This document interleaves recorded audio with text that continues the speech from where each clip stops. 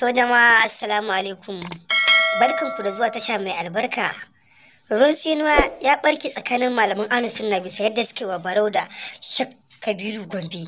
Sun yi wa Malam Barau Allah ya tsina uwar mai yasa sannan kuma sun masa wata tsinuwa wacce suke cewa Allah ya la'ance shi kuma Allah ya la'anci rayuwarsa. Ya rasa abubuwan da zai fitowa da talakawa da Najeriya sai maganar haraji. Wannan dalilin ne isa mai martaba sarkin Kano Muhammadu Sunusi Lamido Sunusi ya fito shi ma ya Allah wadai da abin da Sanata Barau kaddamar da shi a satin da ya gabata. Guda daga cikin malamai wato ko Malam Musa Asadu Sunna shi nan ya fara cicikar Barau Jibril bisa yadda ga wannan abubuwan da Barau tabbatar da shi kuma yake gani gaskiya abubuwan da Barau din ya bai dace ba. To mai saurare ka ƙara gyara zama idan yanzu ka shigo tashan nan ku ci gaba da mana subscribers kana ku danna mana alamar ƙararrawa da zarar mu dora domin samun cikakkun bidiyo da cikakkun bayanai. Ku tsaya ku ji abubuwan da suka fito daga bakin Sanata Barau Jibril akan maganar ɗora haraji.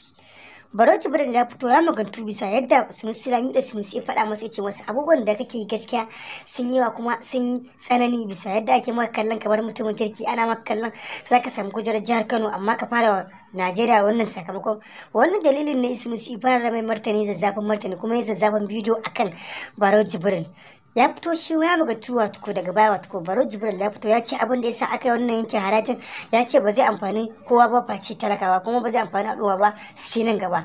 Ya ce yanzu ya san dole zai sha zagi kuma zai sha tsino a bakin al'umma amma ya ce nan da shekara 1 zuwa wata 8 kowa zai fahimci inda Barau Jibril ya dosa. Ya ce wannan harajin ba kowa zai amfana ba face talakawa da 'yan kasuwa. Ya ce wannan kudirin da aka yanke a gwamnan house wato bila ya ce wannan abin an yi shi ne bisa sa hannun mai girman shugaban kasa wato Bola Ahmed Tinubu.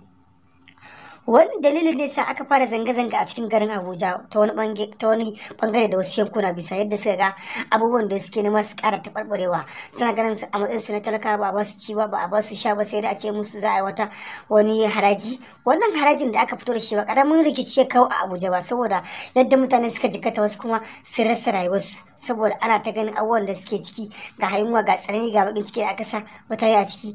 Amma daga baya Bola Ahmed Tinubu ya fito shi ma ya magantu a cikin wannan bidiyon. Daga karshen bidiyon Bola Ahmed Tinubu ya ce to tun da abin ya zama haka to dole shi ma ya fito ya magantu ko ta yi musu daɗi ko kar ta yi musu daɗi wato ko talakawa. Ya ce dole sai ya fito ya magantu. Ya ce talakawa ba su da hankali sannan talakawa ba su da tunani. Ya ce duk abubuwan da ake yi musu ba za su sani ba tukunna shi nan gaba. Abubuwan da suka fito daga bakin shugaban ƙasar Najeriya wato ko Bola Ahmed Tinubu. Wannan abin da Bola Ahmed Tinubu ne ya faɗa ya sa talakawa suka fara Allah wani suka fara mai Allah tsine wasu suka fara mai tofin Allah tsine masa saboda abin da ya faɗa bai faɗi mai daɗi akan haraji ba. Wani ya fito ya ce abubuwan da yake faruwa ya rasa wani sakayya zai wa Najeriya kuma yau talakawan Najeriya sai wani harajin banzan harajin wofi ai ba haraji za a ci ba kuma ba haraji za a sha ba.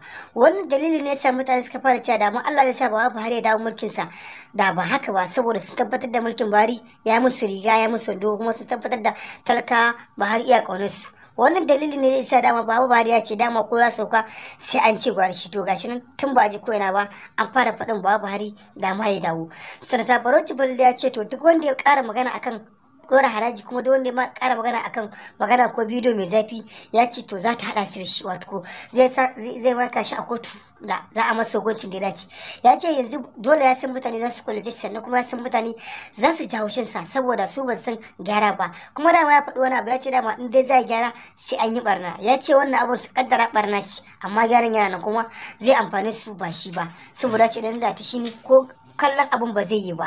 Wannan dalilin ne yasa talakawa suka fara zanga-zanga su kuma suka fara Allah tsine abubuwan da Sanata Barau Jibril din ya amma ya ce duk wanda ya kara zanga-zanga ko Abuja ko a wani yanki ya ce take yanki to uwarsa za ta haifi wani.